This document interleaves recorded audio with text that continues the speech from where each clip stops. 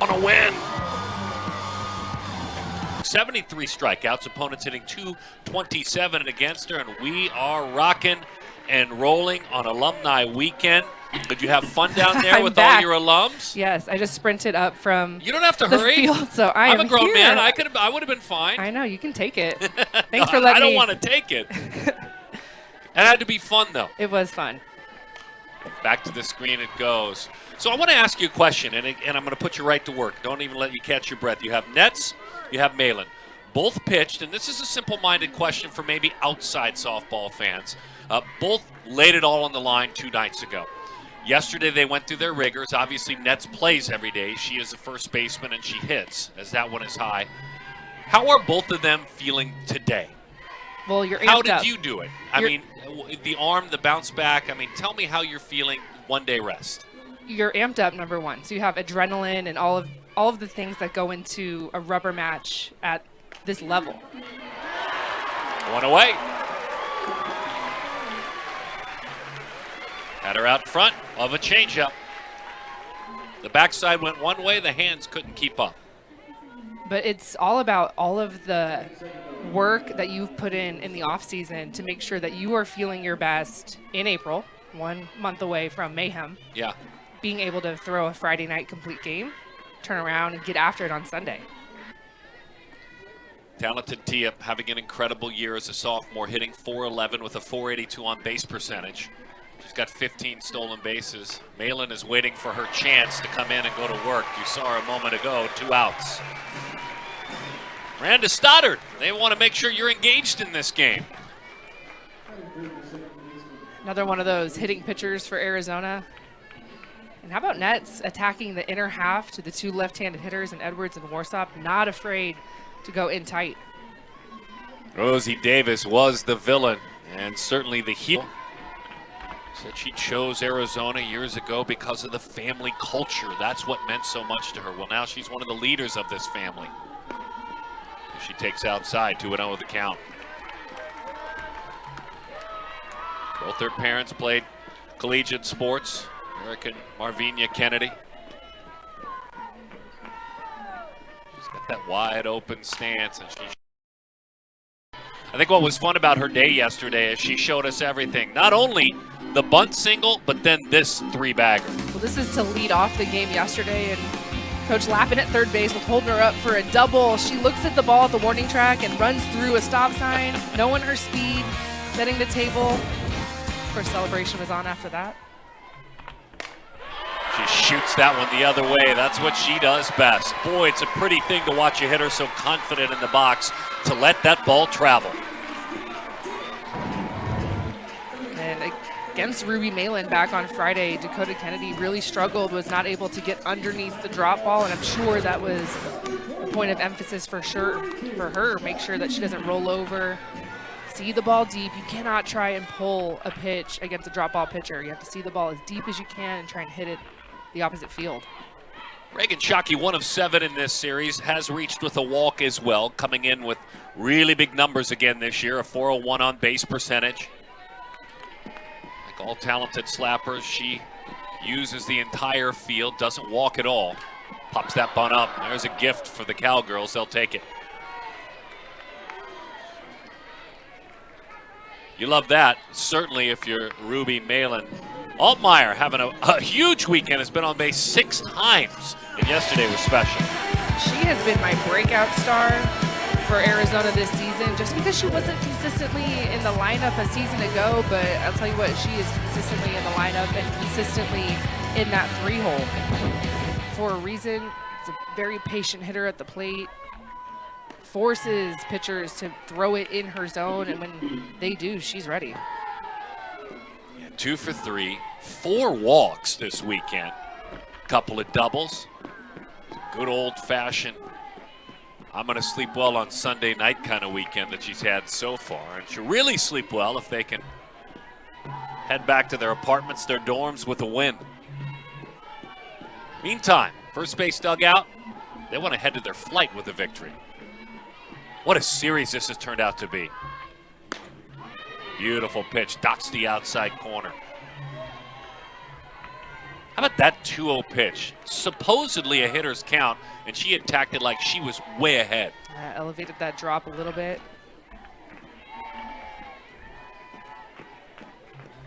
Number 66 drives that one home, gets a called strike. 2-2 the count. Remember, free passes were an issue for Ruby on Friday. Was very lucky that Arizona was held scoreless for the majority of the game, issuing 8 walks. Bouncing ball slips right by the bag. Stepping onto the bag, firing to first and not in time. Good effort by Megan Bloodworth there. Nearly got her team back in the dugout. Good pitch. And all about the positioning, too, of Megan Bloodworth, where she was playing. See her very up the middle, anticipating this pre-pitch preparation, trying to turn it herself, doing everything she can. It's a big out.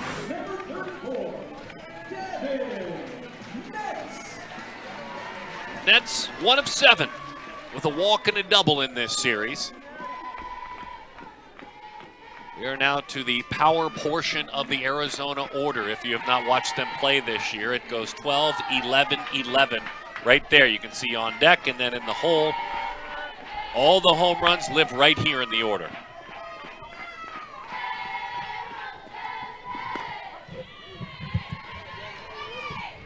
One and one the count.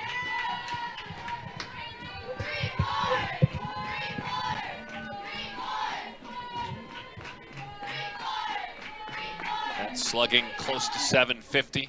She takes that one into the dirt. Now she's got a runner in scoring position.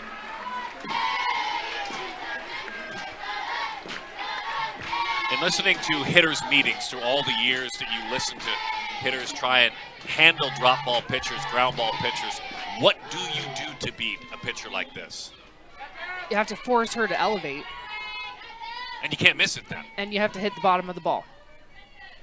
And so many times you'll hear hitting coaches talk about, and Coach Candrea always talked about, a drop ball pitcher. If you try and pull it and you're too aggressive, you're going to roll over because of the spin. So you have to see the ball so deep, try and hit underneath the ball. And sometimes what helps you is trying to see something opposite field, like we saw Dakota Kennedy in her first at-bat.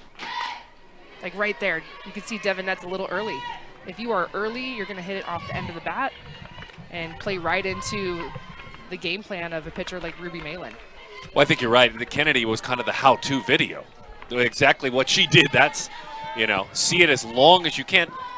That's tough to do, even at the college level, to tell yourself, I'm going to see it as long as I can, especially when the pitcher throws so hard. Bouncing ball up the ladder. What a play.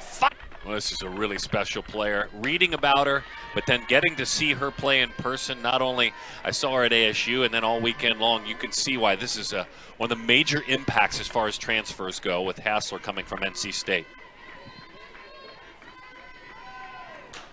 Couple of hits, double and a homer this weekend. And by the way, she handles the pitching staff too. That's such an asset to get a catcher, of course, of her caliber, but someone that has the veteran mindset that you can just plug in right away and say, hey, handle this bullpen. This is your staff. And then also we're going to have you bat in the 4-hole. It's almost like you're getting 2 players. Those are 2 huge positions and wrapped up in one. Started her journey at Kentucky originally with regard to the commitment, then withdrew that commitment, went to NC State, daughter of Jim and Kim. Pulls the hands in, lifts that one into left field. Good top spin, so it drops in right in front of Dakota Kennedy. The good weekend continues. The good season continues for Amanda. That was just strength and power. Muscled that ball out. It was a little bit inside. You can see where she gets her barrel and clears her hands. That is so tough to do. That ball is not a strike. It is a ball in and a ball up. She's able to get her barrel there because of her hand speed and just fist it out into left field.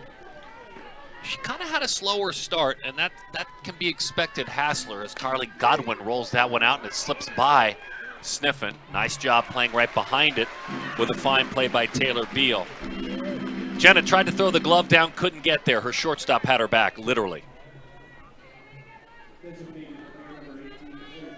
thought they might have had a play at second base, but I feel like one of those things, it's booting around a little bit. You have the sure play at first. You want to make sure you just get an out there somewhere. I think that's why Sniffen probably didn't make the play. I think she was thinking about that play at second base. It's fast over there at third. Claire Tim has used the entire ballpark in her approach this weekend. This is the loudest, and I'm telling you this is the loudest 1 for 4 I've ever seen on the weekend. Pulls her hands in, lifts that one to center field. That's the first time, I'm going to tell you truthfully, the first time she hasn't squared up a softball. Agreed. Homered, of course, a couple of nights ago, but hit screamers the rest of the night. Has been consistently bumped up in the lineup by one. Started in the 8 hole on Friday. Yesterday was in the 7 hole. And of course, if you're going to continue to produce good at-bats, your coaches notice that. It's something you track. It's called quality at-bats. It doesn't always show up in the stat book, but you are tracking how hard you're squaring up balls, how many pitches you're seeing, and Claire Tim has done just that. Megan Delgadillo is in the hole 0-1. This is such a fun matchup. I know we, in our modern world, don't always talk about wins. We stack up the innings. We talk, but it's only one, and she wears number 21. Right-handed hitter. Takes outside, 1-0 the count. Daughter of Sarah and Colin. Mom played softball at Sonoma State. Dad, baseball at San Diego State and Sonoma State. And when Dad finished up his college time, he was actually drafted by the Atlanta Braves.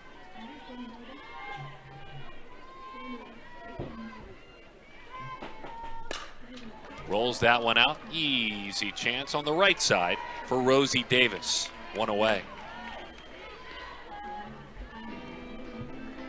Infield for Oklahoma State, you're going to get a lot of action when you're playing behind Ruby Malin. Yes, she's going to get her strikeouts, but when balls are put in play, the majority of them are going to be in the dirt. And sometimes infielders, if you talk to them, they love that. Love a ton of action. It feeds the momentum defensively. Sometimes it's tough to play behind a pitcher where you don't get a lot of balls.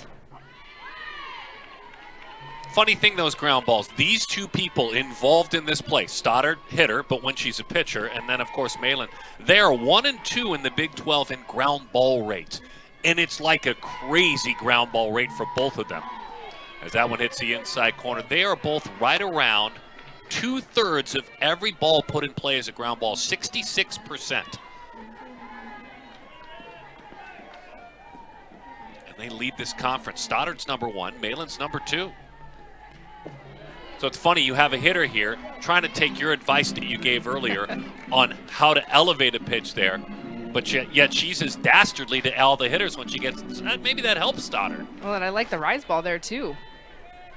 You're always zoned in, thinking drop, drop, drop. And then if you have the ability to sneak a rise ball in, trying to go curve there as well. Doesn't that make the down more effective though? Absolutely, and it doesn't have to be your best pitch. It doesn't have to have the best rotation. It doesn't even need to be 4 strike. Just moving eyeballs around the strike zone is key for pitchers.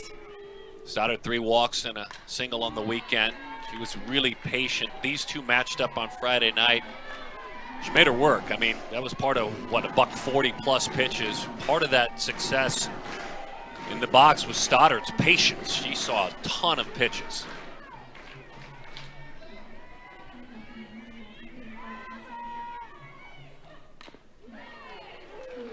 Got a piece of the catcher behind home plate, Hassler. We touched on this yesterday. I think what is so astonishing about the success that Stoddard has had offensively, you know, amongst the tops in the conference in homers and doing special things, is that she didn't hit at all last year. That bat was not needed. Good take. Back up. Just moving it up and down. It's so tough to be locked in at the plate when you're chasing vertical movement. Any hitter will tell you they are comfortable going side to side. If I have to protect a screw and a curve, that's fine. That's in my bat plane. Inside corner. What a beautiful pitch that was. And set up by the amount of rise balls that Malin showed Stoddard in that at-bat, so it moves your eyeballs up. You're thinking, rise, I've got to protect here, and then you just sneak it down at the knees. And the location for me as well is so key. If that ball's hit, it's in tight on the corner, so most likely going to be a jam shot or maybe pulled foul. That started middle with a little bit of screwball action on it. You're exactly right. It looked tempting to swing at. It's a good day for Emily Shep. She gets to start in DP. Great opportunity. She's got 4 home runs 1 of 1 on the weekend. That OPS just shy of 900 on the year for Emily. Sophomore out of Torrance High School in Torrance, California. This is kind of a newer catcher in a sense. She became a full-time catcher just last year in 2024.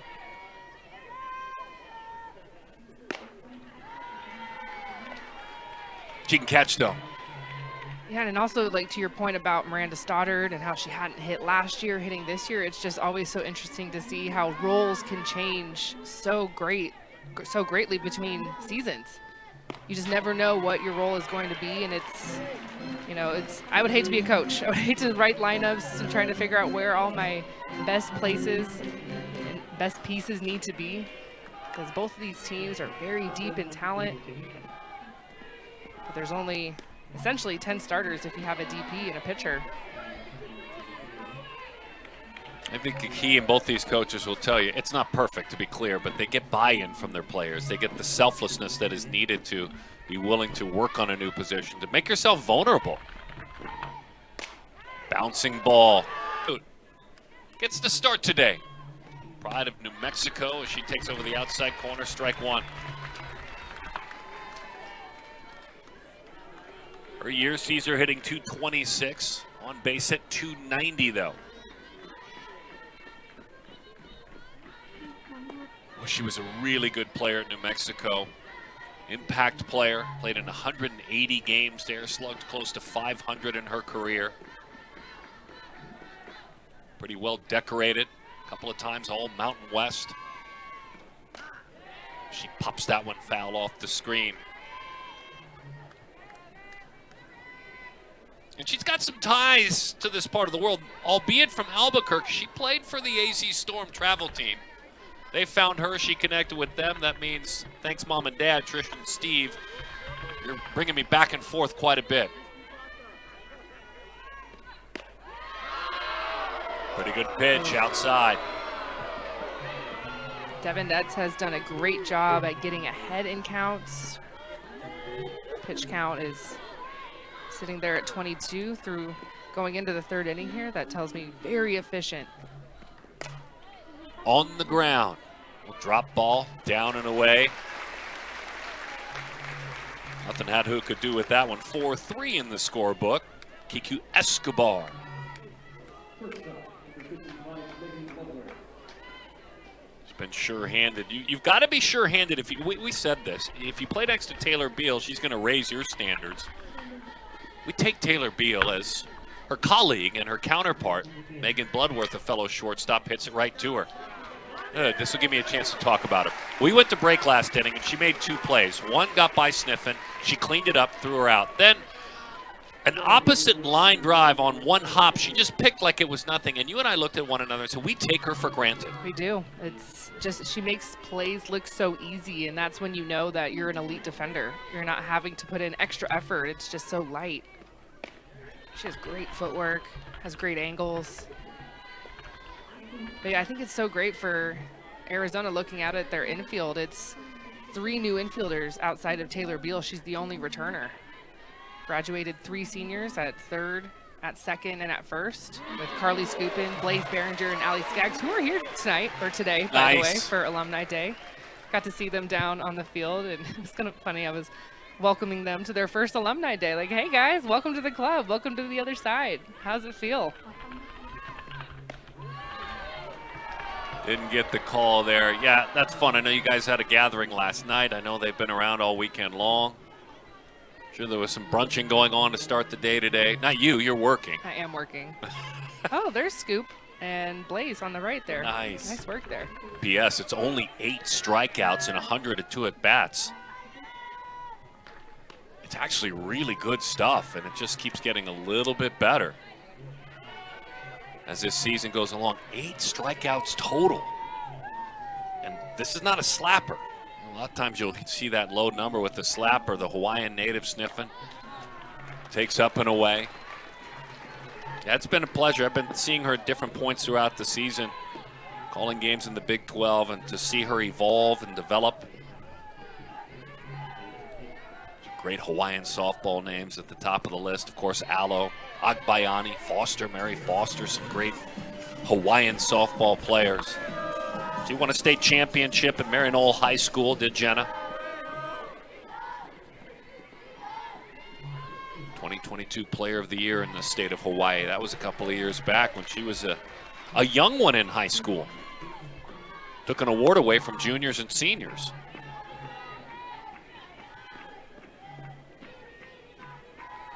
Feet really close together as she deals with Malin. She takes it the other way. Dia Warsup is there. One away. You can just tell the contact that Ruby Malin gets off the end of the bat because of the spin, because of the drop, also the velocity.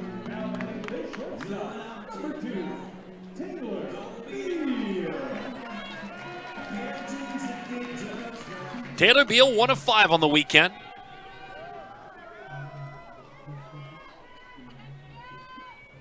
Starting her 40th game of the year, she shoots that one back to the screen.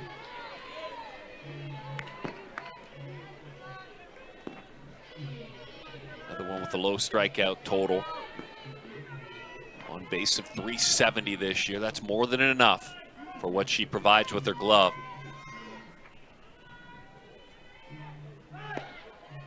She may not remember she shared this with me, but when she was a PGF All-American, I called her game and I asked her about challenges.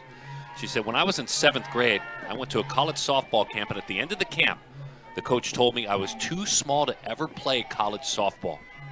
She shared this when she was a senior in high school. Wow. As she takes outside. She said, I went back home, I told my trainer, and from that day forward, that one sentence has been my motivation to get where I am today, the University of Arizona, to play college softball. She shared that when she was a senior in high school with me. Well, first of all, that's not a thing. There's no such thing as being too small to play at the Division I level. So That coach missed out on a really talented shortstop, whoever that coach was. let's just be clear about that, absolutely. I mean, power comes in all sizes. You can get things done so many different ways. Rolls that one foul. I sat in that store for a while hoping to get a chance because I was always, you know, and here you are sharing that story if you're her as a PGF All-American, you know. Yeah, she's at the right place. This is where her aunt played, and obviously Janae Leilis, a big inspiration to her as she pops that one foul. Daughter of Natalie and Troy, and the younger sister of big brother Ryan.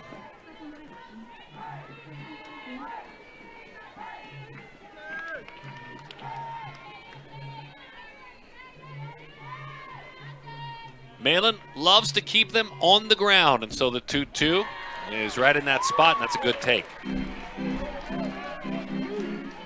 The pitch count a little bit high for Malin here, 45 pitches. We were talking about Devin Netz in the third inning was entering that inning with 22 pitches. It's a great at-bat. It's both, too. It's a good pitch. I mean, because she stayed stubborn. She's unafraid to stay stubborn and do what she wants to do. And if she's put in play, it's a ground ball. But what it does is flip the lineup to this athlete, Dakota Kennedy. Taylor Beal and Dakota Kennedy have played together, it seems like forever. Recruited together and committed around the same time.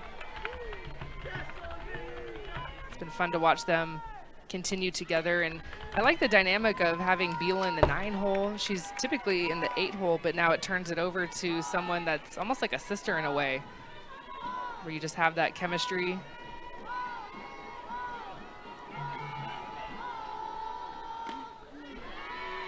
Yeah, Central California athletes, Folsom and Sacramento. Here's where the geography pulled them together and then playing together quite a bit. That Lady Magic Munoz travel team, they played together there. 1-1 the count.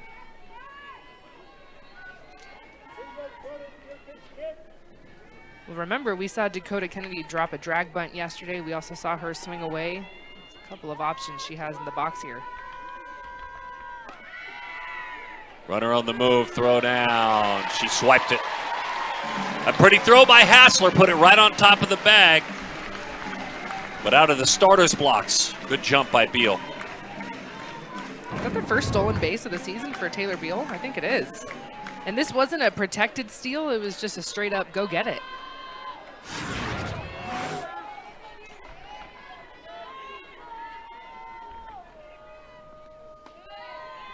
Good take on a drop ball, screwball that misses down and away.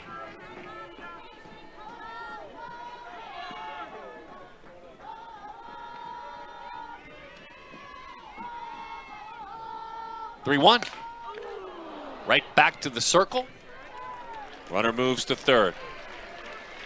Would have loved to see Meen just check the runner, check Beal. Had an opportunity to possibly get a lead out there. There was not even a look, wasn't even a point of talking about it, just automatically to first base. But that ball gets on you very quickly. You have all the time in the world to set your feet, turn, look at the runner. And if she's going to third base, well, yeah, let's get that lead out. So she stands at third, and Shockey takes over the outside corner for strike one. Popped up a bunt, attempting to sacrifice or even bunt her way on back in the first inning. 1 of 8 on the weekend. 1-1 the count. My guess is Meen probably thought bird in hand. I'll take the out, but completely understand what you're saying. Just because of a bobbled ball in the infield or a wild pitch. We saw that last night. Little bouncing ball, chasing it. There is no play. There's your run. There's your point. 1-0.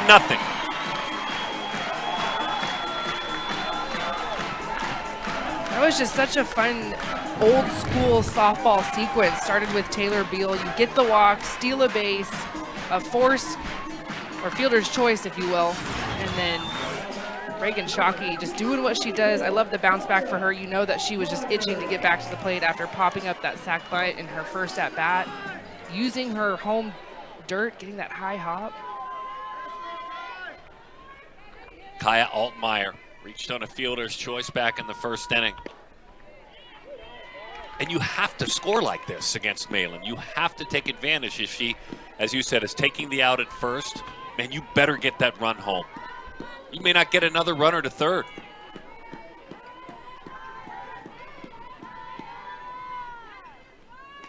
Well, what I look at is the walk. And the walks were an issue on Friday. Meen issued 8. Only 1 of those 8 walks scored. And so, of course, she's perfect with no walks until she walks the 9-hole hitter in Taylor Beal, who comes around to score. And it doesn't happen without the stolen base as well. You just have that sense of urgency against an ace. And if there's a tiniest crack in the door, you better get through it. And you know that Arizona was talking about all of the opportunities that they had and left on the bases on Friday. Center And I was like, man, this place is packed. Gosh, it was more than a decade ago that you and I did our first games ever together in the older version of this ballpark. How does that make you feel? Well, I already feel old. Every time my knees crack as I get out of bed, so that's an obvious thing. Makes me feel proud to work with you, though, and the impact you've had on this sport, and now here on campus, helping to run so much of the media and the storytelling they do. There you go. I thought I'd embarrass you there. No, you can't do that. Tia Warsup has embarrassed many an opposing foe. There's speed there that's immense, and an impact player certainly. We've watched her this weekend with a single and a walk. They got her the first time as that one skipped in there. She's had 3 hits 3 times this year. And in her career, she's 26 of 27 stealing bases in her career.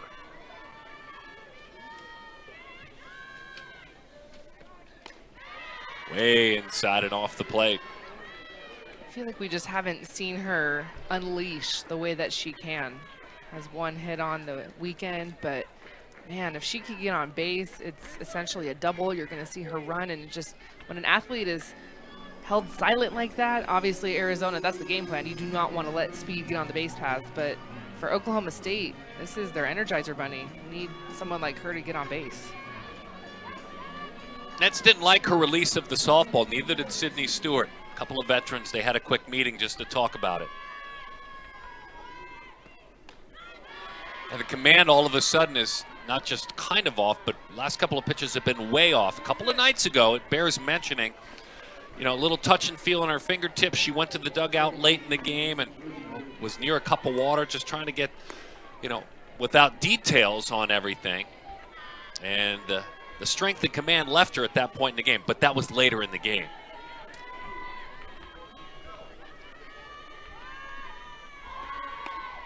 And she's missing there. It's up and into a lefty, up and away to a righty. This is a good visit. This is a good time, don't you think? Yeah, you can just tell something's off.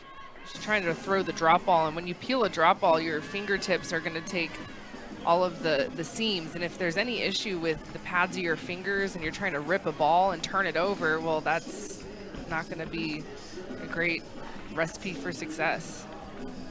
Every pitch is different movement with your fingers, so it just depends on what kind of pitcher you are. If you're a rise ball pitcher, it's different parts of your fingers. You're spinning the ball underneath it instead of over the top with a drop. So insightful what you're sharing, because I think she's living in that space right now. Yeah, she throws a lot of drop balls. Can throw rise if she needs to, but we don't see it a ton. She's mostly drop and curve. Definitely an issue with the top of her finger. You can see her kind of rubbing it a little bit. And we're not revealing private information there. She's openly taking a look at her hand and was uncomfortable a couple of nights ago. Let's see if she can pitch through it. Stabbed at that one. Rosie Davis did her a favor that time. 0-1, or 1-1 the count, I should say. Well, that pitch was a curve.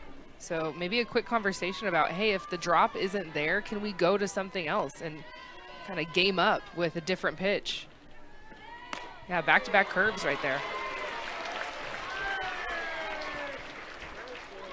That's what makes pitchers like Nets and Meen so dangerous. They're not one-trick ponies at all, and their gamesmanship, their guts are hard to measure. On the move, good choice to swipe that back. You got a pitcher that's worrying them and working on command, and as soon as she could, she took off. There's Tia. There's that speed that we were talking about. I'd like to see her run. Boy, she can fly. Yeah, this good effort from Stewart. That ball is clear in the other batter's box, just trying to make something out of it, but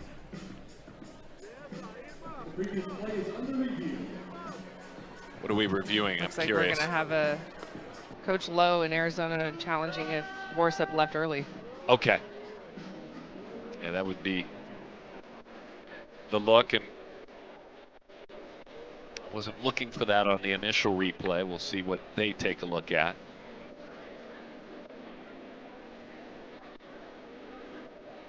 This allows Nets a few more minutes to kind of think through her approach.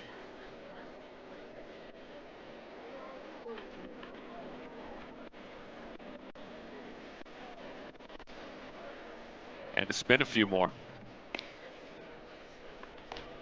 That's kind of a gift. You could, whatever doesn't feel comfortable, you can try something out.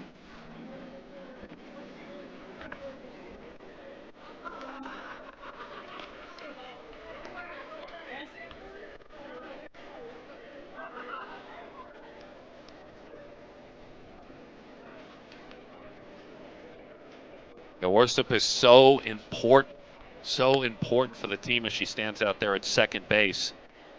Oklahoma State sharing a great note that yesterday was a loss. And Warsup scored a run. With that loss, 18-1.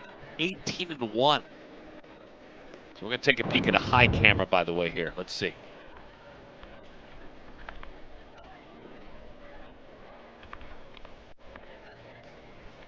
Right there. Looks good to me. I don't think that's early.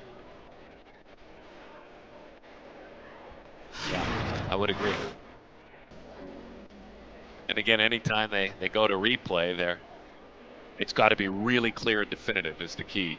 Well, also that camera angle is not what they're going to be looking at. They're going to be looking at something much tighter than what we just saw. All right, so here we go. She left earliest to call. Boy, it was clear and decisive. My goodness. Caitlin Lowe perfectly spent that time. Oh my goodness, what a turning point in this game. I like the challenge because of who is at the plate. And you have the 3, 4, and 5 hitters here in a pitcher's duel, middle of the ball game. If you can kill a rally and you have your challenges still in your pocket, I like the challenge. Obviously, it worked for Arizona. Change up. Rolled out towards short. Taylor Beal onto Miranda Stoddard. They get the dangerous slugger, Rosie Davis. All right, curveballs and changeups now. Taylor Beal continues to work.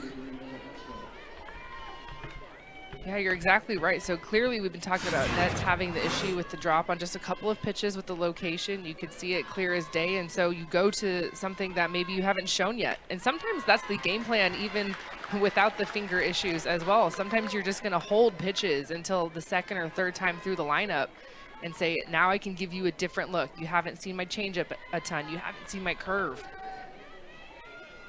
Hassler singled back in the second inning. She shoots it off to the right side. She has thrown her a couple of drop balls, though, back to back. So continuing to work on that touch and feel, and maybe, as you said, the sensitivity in her hands if she is fighting that at all. Don't want to assume, but it is obvious that she has worked her way through something. 0-2. Swing and a miss. Chad, I think Smokey's over there with Smokey Eads out front of his dugout. So Kenny is still talking with Smokey Eads. We can't start yet. Right by the first base coach's box. I'm just happy to hear, from Coach Gajewski about Meen, because I feel like we can all kind of assume what kind of athlete she is and what kind of competitor she is, of how she exudes herself in the pitching circle. But hearing that from Coach Gajewski saying she'd pitch every inning if we would let her, I'd love to hear that from your ace. And that she was itching to get back out there today. Devin's turn now, and she takes high. I feel like I wasted my question. I mean, I love Hassler, but if I would have known, I would have said, what are you about to go ask Smokey Eads about? What flew into your soup that has you a little frustrated? Boy, great pitch. Just up and in, no extension there for the slugger Nets, 1 out. The game plan from Meen and Oklahoma State against Devon Nets has worked this weekend, and it has been all inside. They just have not allowed the power bat of Nets to get extended at all. You look back to Friday, 0 for 3, 3 jam shots, 0 for 2 today, both to the left side of the infield, going hard in. Sydney Stewart wags that bat behind her helmet, takes over the inside corner for strike 1. 60 pitches after throwing 140-plus pitches on Friday night.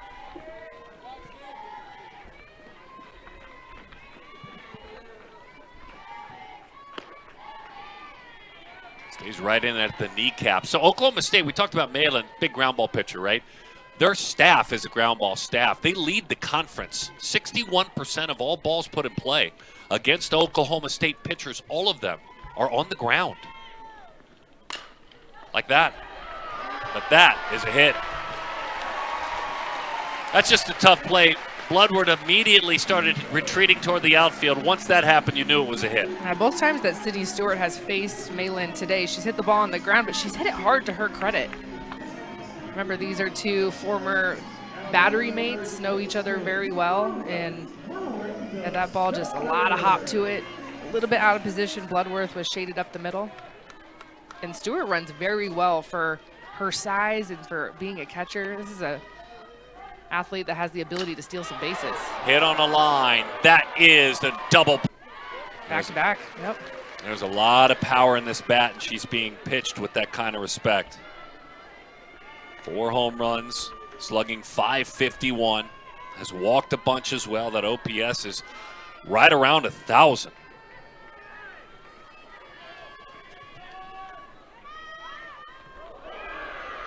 Slips right through the fingertips. You know what happens? She said, I don't want that softball. Miranda Stoddard tried to hand it back to her, and she said, nah, I don't want it.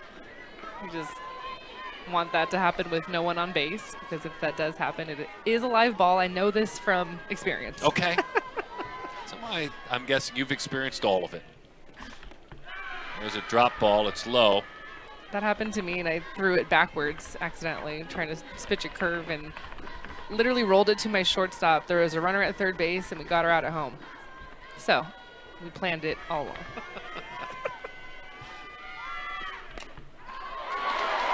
Right back to the circle. The former North Carolina Gatorade Player of the Year, Carly Godwin, is the first out. I love watching Miranda Stoddard and Devin Netz both field their position, because obviously those are the two, triple threat, if you will. They hit it, they play first, pitch, and so whenever they field their position, you can just tell, okay, these are some athletes that spend a lot of time in the infield taking some reps.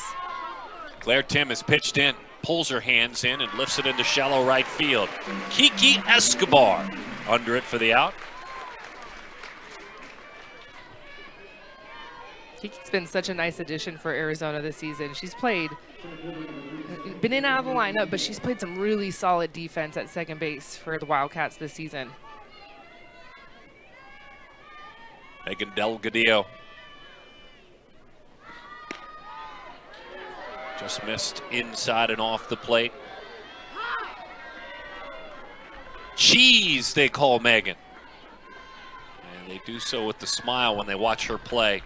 They loved what she did at Cal State Fullerton, rewriting the record books there. After doing it at Riverside Poly High School as well. 3 times she won a league championship at Poly. Had a 69-hit season in high school.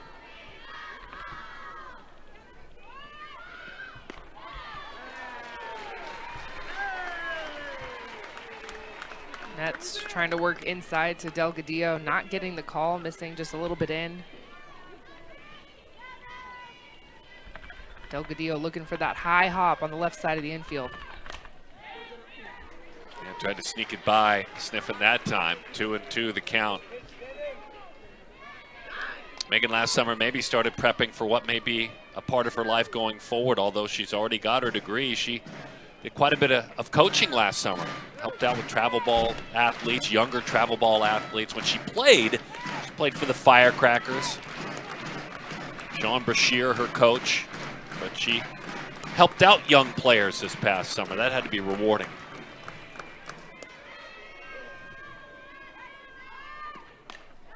Takes a shot at it again. I love this battle.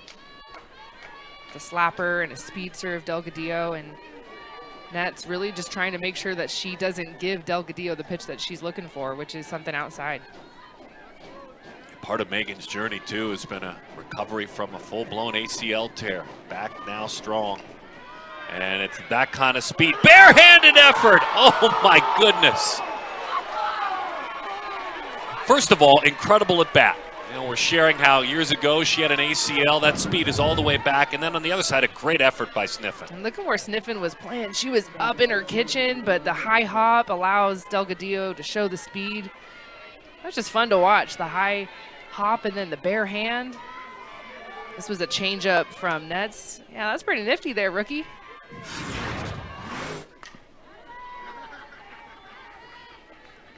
Why not try this again, by the way, that stolen base? We were talking about it. I know it was a tough break when Worcester was called out. Megan's got 19 stolen bases. She's been caught 6 times.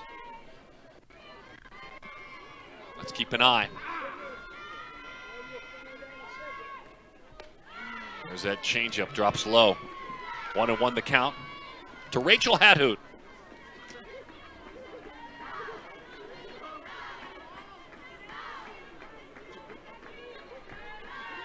All kinds of degrees. She's got a couple of bachelor's degrees. She's got her master's already. She's working on more education.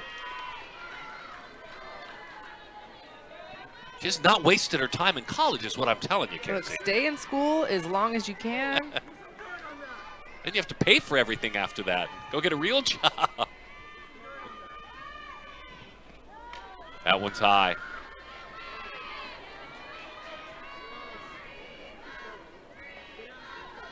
Great player in New Mexico. Talking about Hadhoot. She's got a fun picture as Coach Conrad will come out and have a conversation. That command getting elusive again for Devin. I don't know if there's a rhyme or reason when the command goes for Devin a little bit, but you can definitely tell that just rubbing the hand, continuing to find balls that maybe he's not irritating, whatever the issue is on her pitching hand.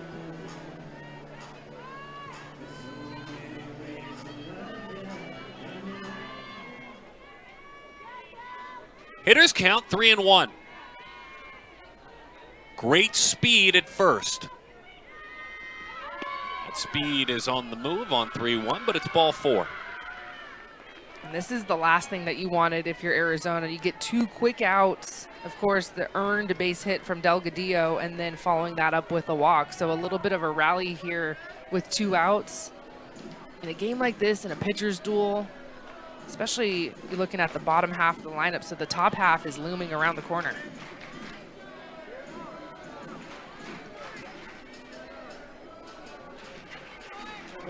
I will say this, what I do love about the lineup for Oklahoma State is you look down to the lineup card, 3 seniors in a row, 7, 8, 9. I really like that. Just a different mindset with a senior at the plate versus maybe a sophomore or a freshman. Of course, the top half is so talented, but it's juniors and sophomores. And so you have maybe, I don't know, quote unquote, lesser talent at the bottom, but it's that mentally tough talent. Well, it's the part of the order as that one misses outside where the pitcher, and I say this respectfully, at times can exhale just a little bit. Well, Yep. you can't. Yep. Even if the power numbers don't match. But then again, Bloodworth has really started to stack up. She's got 6 homers. She homered at ASU. This is a 9-hole hitter, and she's being pitched respectfully with a good changeup 1 and 2. That if you make a mistake, it's in the bleachers.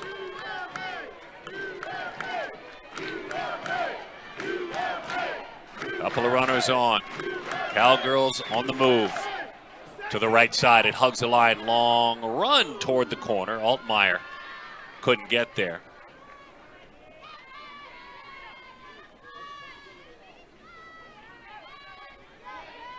Yeah, Bloodworth on the season again in that 9-hole spot. This is a 9-hole hitter that's slugging .610.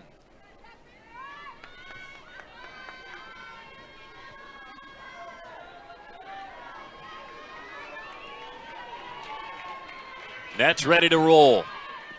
The 1-2 is outside.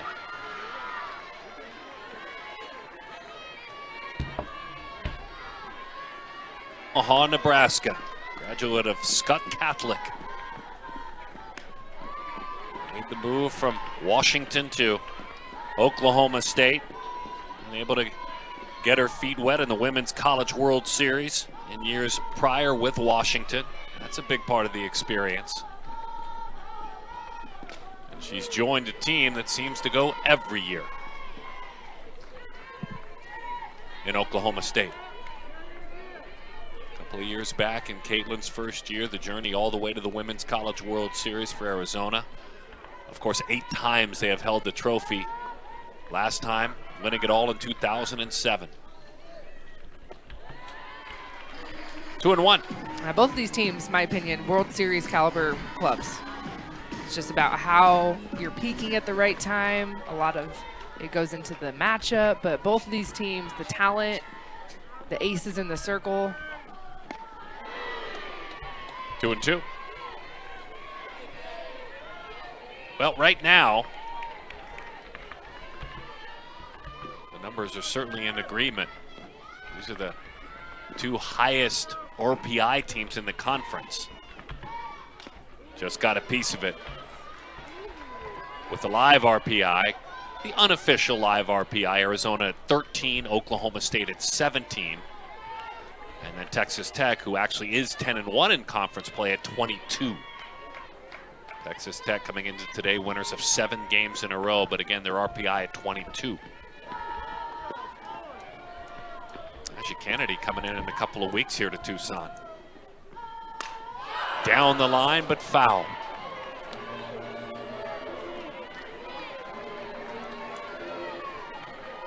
They've got their uniform on. They're ready.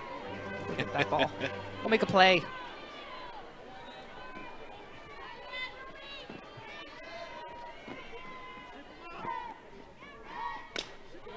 Fouled it off her feet. Strength of schedule, that's one reason the RPI is high for both these teams. As a matter of fact, there are 2 teams in this conference with winning records in Q1. And when you talk about Q1, Quad 1, looking at the RPI, that's 1 through 50 in the rankings. Arizona and Oklahoma State. They're the only 2 teams. Texas Tech is 6-7 in Q1 games. Only team that's close, this may surprise some of you, they've had great moments this year. ASU is 8-8. Otherwise, all the rest of the teams in this conference below that 500 mark. Not these 2. Boy, what a battle that was, and the pump of the fist from Meen. Came up with a big pitch at the right time. Just when I was talking about how there hadn't been a ton of strikeouts, Ruby pulls out her second of the game. She earned this one. Showed Shep a little bit of everything. We saw the curve, we saw the drop, even saw her effort at an off-speed pitch prior to that last one. Bouncing ball, slipped it right on through. She just never tries to do too much, Jenna Sniffen. And when she lets the pitcher create the power and trust those hands, my goodness, she had a hit like that last night to right field. And even her last hit, it wasn't a hit, it was a fly out to right field, but it was solid. It was seeing it deep, just hit it right to Warsup in right field. And yeah, the freshman is cooking down there in the bottom of the lineup. Sadie Tagalog will turn her jets on. Sniffen heard you talk, and I heard you talk about all those seniors and those veterans at the bottom of the order. I'll show you what it means to have a freshman down here. She's having a heck of a weekend. Good crowd here today. We'll share those numbers with you. It's been a big weekend, and deservedly so. Just shy of 3,000 fans here today on another packed house, 2883. Way to go, Tucson. Way to go, Cats fans and softball fans as well. Heck, Oklahoma State traveled really well. Yes. I can't go anywhere. I stay right nearby when I visit and walk to the park. There's a lot of orange around here, too. I'd make that trip, though, right? If I have some choices, I'm coming to this one. Absolutely, especially you have the new matchup in the Big 12, and, you know, this is the crown jewel stadium in the conference.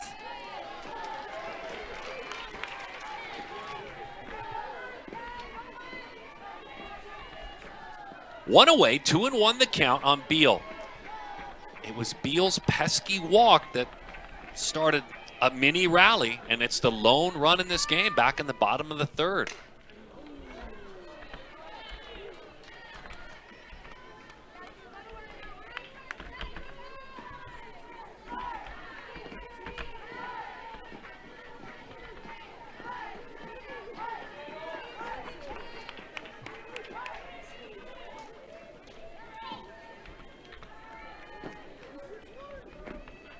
Two and two.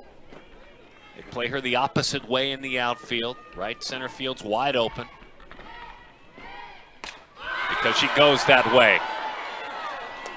Shy of the track. Hadhoud makes the play for the second out of the inning. That's exactly where you want number 2 in the air. And a good job by Meen. It was kind of interesting watching Meen. She was shaking off the pitches and on the pitch comm that were coming in, so was definitely looking for something to throw Beal in that 2-2 count. Talking things over here with Hassler. I love to see that from our pitchers.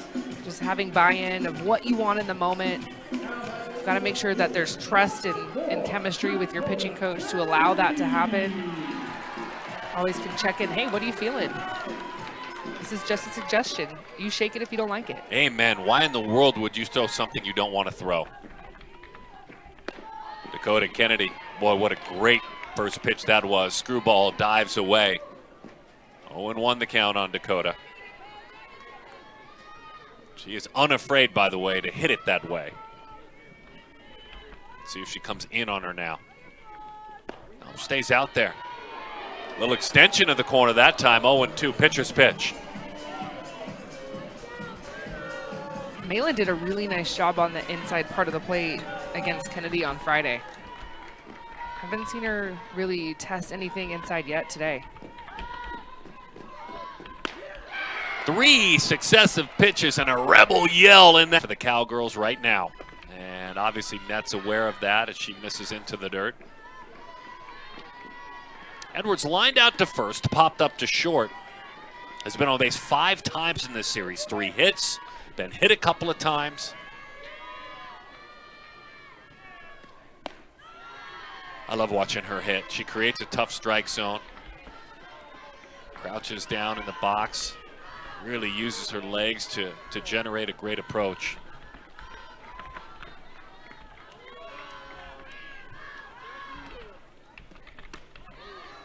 And a good eye. That's a good point to this. The way she stands in the box and getting in her legs. Sydney Stewart, 6'1", 6'2". By the time Talon Edwards is really like loaded up in her legs, there's not a huge separation between the catcher's head of Sydney Stewart and Talon Edwards. But to be honest, that kind of plays a little bit with pitchers because you're looking at her at the plate and you're trying to find the strike zone mentally, visually, and then also umpire behind the plate. Like that strike zone really is shrinking. Well, a couple of back-to-back beauties. Nets goes right into that smaller strike zone twice. And the count is 3-2 now to Talon Edwards.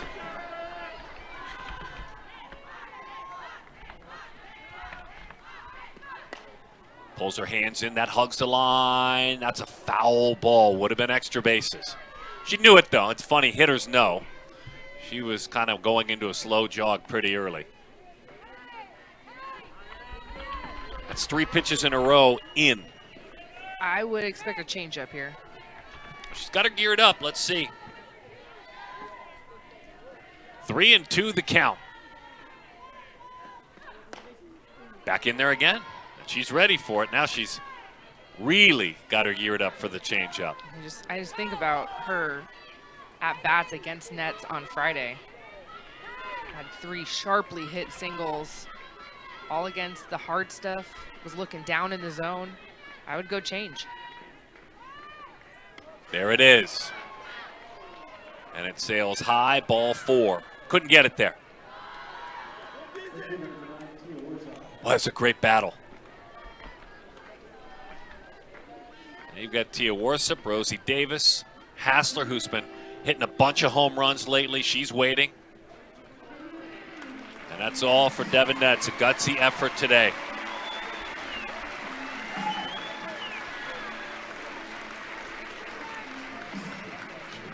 Switch gloves, make the move, go over to first base, and Miranda Stoddard will flip-flop with her Nets. Responsible for the base runner out there, goes 5 innings, gives up a couple of hits at this point without an earned run. She leads the count to Tia Warsop.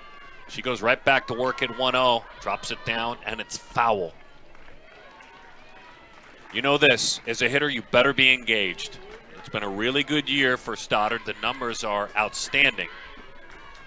And she does not walk anyone. She's 8-0, a 2.31 ERA, 57 2/3 innings, just 30 strikeouts.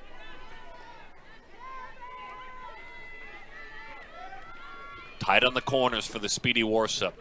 And still coming in even more. As that one misses low. We've seen Stoddard in all 3 games this weekend, and I feel like that's, a nice thing to have as a pitcher. You've not coming in cold. You're not bringing in someone that hasn't felt the pace of the game. Miranda Stoddard has been in this game, been in this series from the first inning, not only hitting and playing first base, but came in on relief yesterday, came in on relief on Friday. Obviously, that did not go the way she wanted it to, and so I like the fact that Arizona was able to get her back in yesterday, and she threw shutout innings. Hit on a line, just in case they take a shot over there. Sniffen does. No double play to be had.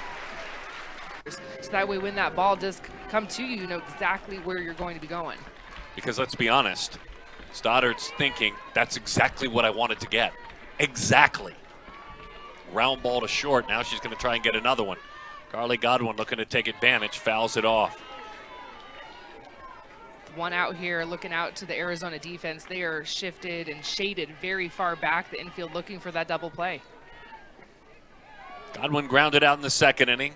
Line back to the circle in the fifth. 3 for 7 coming in on the weekend. 1-1 the count.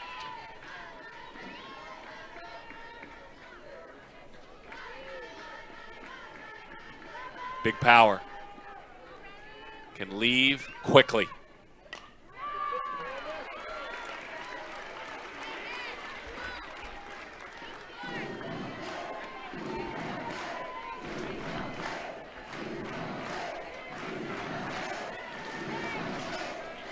Orange all over the diamond. Base is full. The 1-2. Swing and a miss. She got her, and Stewart blocks it up. That's that pitch that seeks a ground ball, but instead it got a strikeout. This is a great pitcher's pitch for Stoddard. 1-2 count. You know the hitter's expanding her zone. Nice job, Stewart, making sure she keeps that in front of her. Stewart with a quick conversation.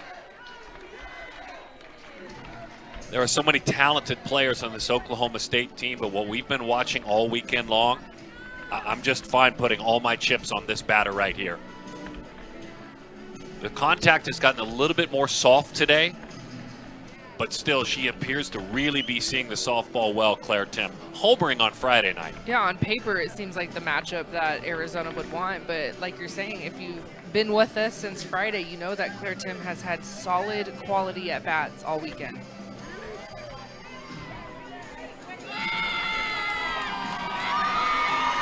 And because of that, it's a different look.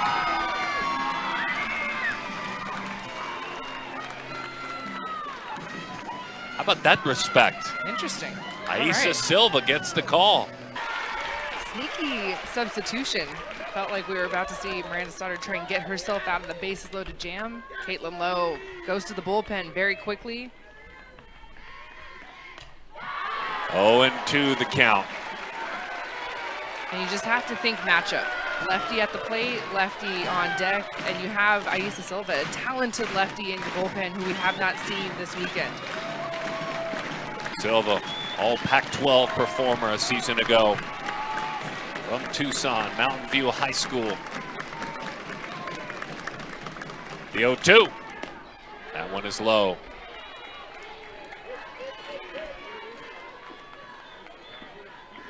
Man, this crowd is going to explode if Arizona can get out of this. They are on the edge of their seats. The 1-2. Right back to the screen it goes. Always loved watching the approach of Silva. I remember watching her play for the SoCal Athletics when Bruce Richardson was her coach. Ran around Huntington Beach Fields and Diamonds at big events for PGF. Also went to Elk Grove High School. 0-1 the count. That one dives down and in. Yeah, Audra Schneidmiller is back behind the plate.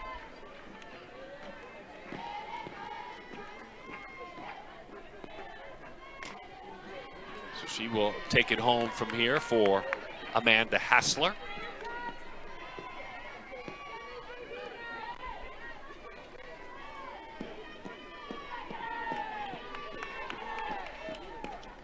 They played tight on the corners. They stayed tight even with 2 strikes for this dangerous slapper. She rolls that one out towards second, charging. Glove flip, not in time. Rosie Davis did all she could.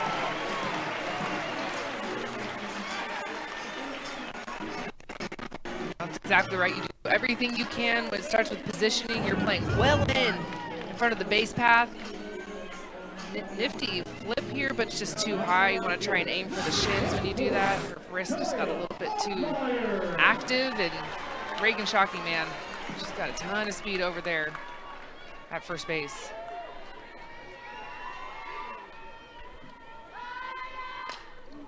Kaya Altmaier chops that one foul off to the right side.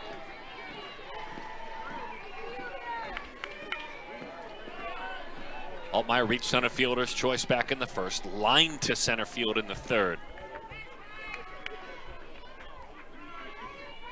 Right center field wide open defensively as they shift her to take it the other way.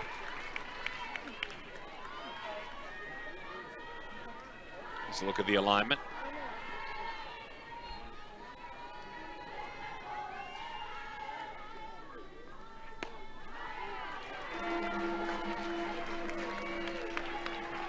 It's a big week for Oklahoma State. They've got Oklahoma in a couple of days, and they've got Iowa State at home on the weekend. Arizona goes out on the road. Just grab that outside corner, 2-2. Arizona will head to Kansas for 3, Friday, Saturday, and Sunday. And on Easter weekend, Elijah Kennedy and Texas Tech will come here to Tucson. Boom, outside corner, strike 3. Wow. A little bit of an extension of that zone that time. It was a big extension. Delayed call of strike 3. And you know how big my zone is, right? I have a big zone. I know what you fight for. it's a ball off. That was a ball off for sure.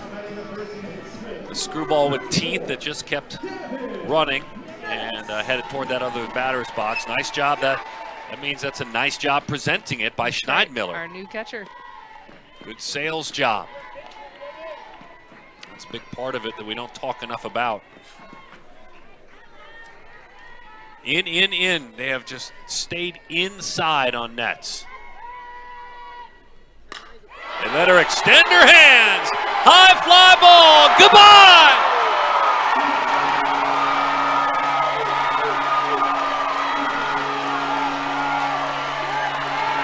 They took a shot away and she torched them.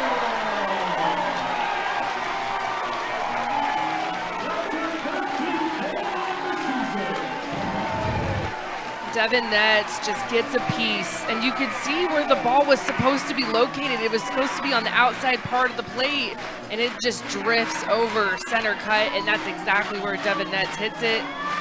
I don't know if there's more of an electric player in the country than Devin Nets is right and hitting balls like that. Her team just feeds off of her energy, and of course now the crowd is really into it.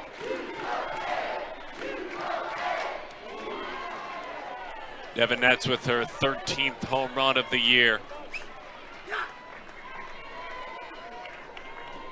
Looking to be the winning pitcher for the 15th time and to hit her 13th home run. Brittingham of BYU has 14. Right on her heels now is Nets with 13. Sid tried to run one out of here with that swing. And that's what's so tough about being a pitcher at this level. Facing a lineup time after time. You've already had a 140 pitch performance on Friday. You got to get back to it. It's no secret Sunday, right? And you miss one time, and you miss one pitch. And hitters in this league make you pay. Well, her mates got her runs. They did not get her runs on Friday, and she did the same thing. Pitched and pitched and pitched and pitched, and it wasn't even pretty. She had to battle through the walks, but they got her the runs in the end. That, to me, is why that 2 runs feels about like 8. Because to me, 1-0, you have every confidence in the world that this Oklahoma State team, they could get her runs again.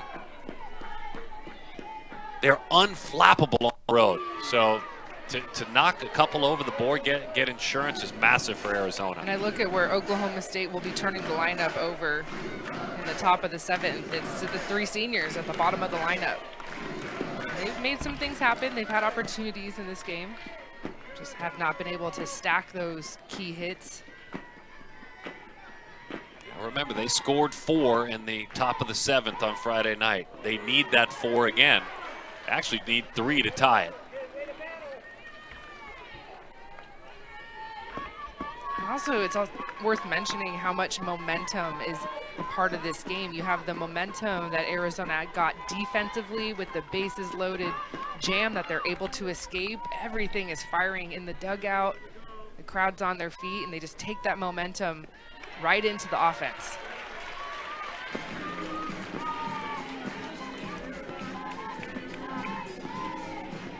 kind of weekend you would expect with the top 2 teams in this conference if you're looking at RPI.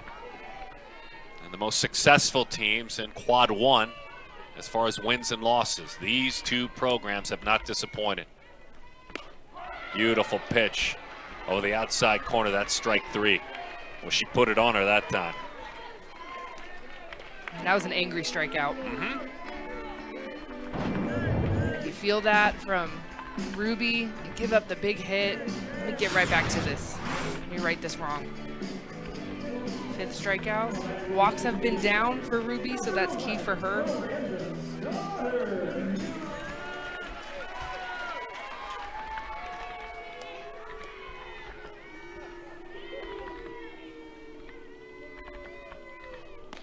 Pitch number 100 is low.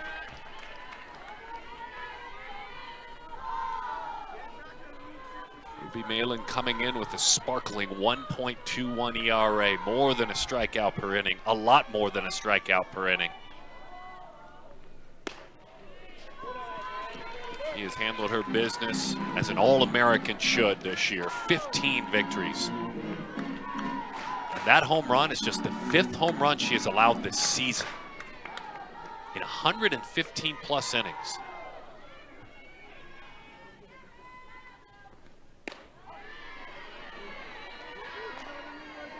That's a crazy low number, especially for an attack pitcher.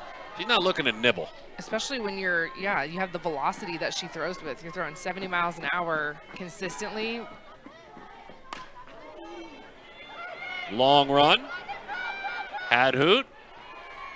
Excellent covering ground. This is not her ballpark, but she played it. Aisa Silva come in to get out of the bases loaded jam just for 1 batter.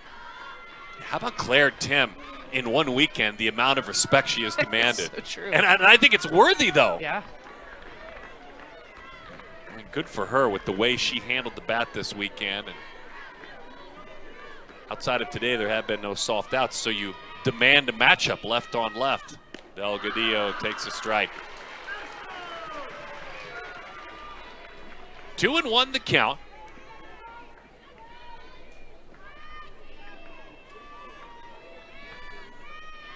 Starts with one base runner, then another. That's what you're hoping for.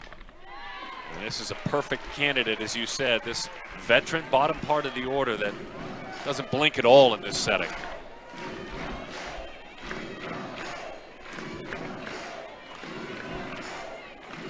This has been a fun series.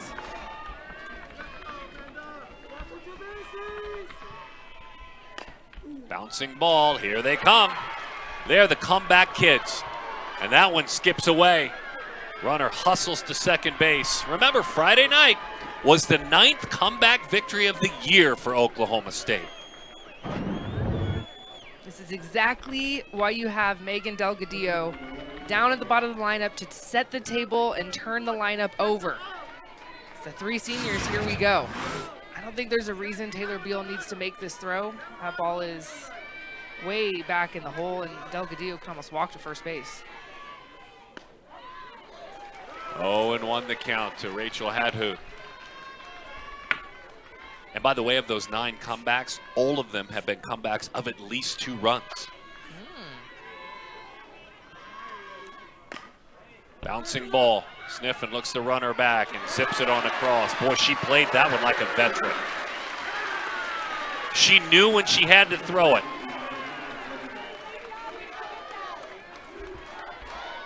At this point for Arizona, you were just ignoring Megan Delgadillo and getting outs.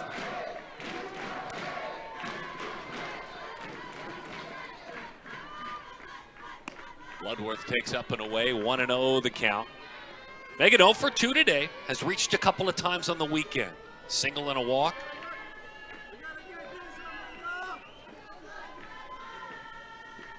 Open stance up on that lead toe, and she rolls it towards short. Beal, 2 outs.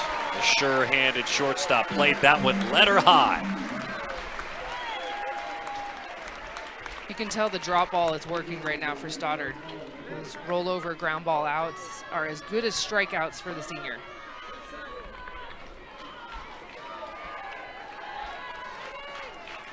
Back to the top of the order, and Talon Edwards. The determined hitter, the pesky hitter, takes strike one over the inside corner. She grinded out a tough walk just 1 inning ago. Been on base 6 times this weekend. Edwards rolls it, Nets bobbles to the bag. It's a victory for the Cats. They take 2 of 3 in an epic matchup this weekend over Oklahoma State. On Alumni weekend, with all coming back home to celebrate the history of this team. It was a historic kind of weekend and a big series win. It's a huge series win. It would have been for either one of these ball clubs. That's just what kind of matchup that we had, a top 25 powerhouse on powerhouse matchup. And they gave us everything that we expected and what we wanted. You have to just tip your hat to Ruby Malin and Devin Nets going the distance on 2 separate occasions. And then the offense for Arizona, just enough to get it done. And that's what it takes at this level. It's the degree of separation is that small, and Arizona was able to get the upper hand on Oklahoma State today. There's no moral victories. Nobody says that, but Oklahoma State really played well. This was the big blow. This iced the game. Devin Nets, one of the best, if not the best, two-way star in the conference and in the country. It's just so electric to see a player that has the X factor, whether it's in the circle, hitting home runs, of course, the go-ahead and winning home run. She get the win as well to go along with that home run. So that's a nice